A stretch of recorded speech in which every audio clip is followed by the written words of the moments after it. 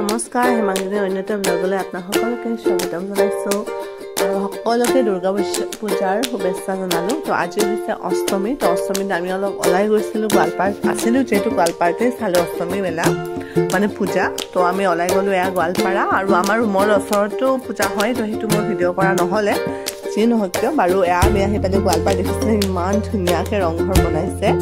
বহুত ধুনীয়া লাগিছে কিন্তু এবাৰ যদিও বহুত বেছি ধুনীয়া লাগিছে ইমান মানে পৰিবেশটো বহুত বেছি মানে বহুত বেলেগ পৰিবেশ যেটো কেতিয়াও আমি মানে দেখা নাছিলো এনেকুৱা পৰিবেশ যেটো আমাৰ জুবিন দা নাই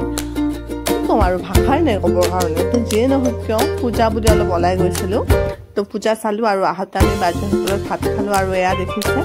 গোৱালপাৰ বহুত কেইখন পূজা হয় আৰু মই এবাৰ ফাৰ্ষ্ট টাইম গোৱালপাৰ পূজা চালো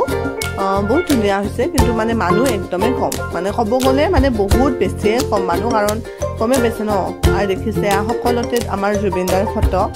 আৰু এনেকৈ আমি আৰু উপায় নাই আৰু কি কৰিম আৰু মানিবই লাগিব তথাপি বহুত বেছি দুখ লাগে তো যিয়ে নহওক কিয় আপোনালোকক লৈ সকলোলৈ দুৰ্গা পূজাৰ শুভেচ্ছা জনালো আশা কৰোঁ বাকী দিনবিলাক ভালে কুশলে যাওক আৰু ইয়াত দেখিছে গোৱালপাৰাৰ পূজা তো ধুনীয়া লাগিছে ধুনীয়া পূজা হয় আমি গৈছিলো এয়া দুৰ্গা মন্দিৰ হয় তাৰে গোৱালপাৰাৰ মানে মই এবাৰ ফাৰ্ষ্ট টাইম গলো আৰু এয়া হৈছে তিলাপাৰা বুলি কয় খুব ধুনীয়া ডেকৰেশ্যন কৰিছে খুব ধুনীয়া সজাইছে আৰু ভাল লাগিছে ধুনীয়া ধুনীয়া পূজা হৈছে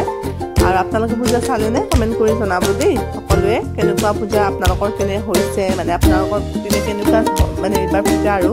প্লিজ কমেণ্ট কৰি জনাব আৰু এয়া আমি দুখনমান ফটো আপলোড কৰিছোঁ কেনেকুৱা হৈছে জনাব দেই থেংক ইউ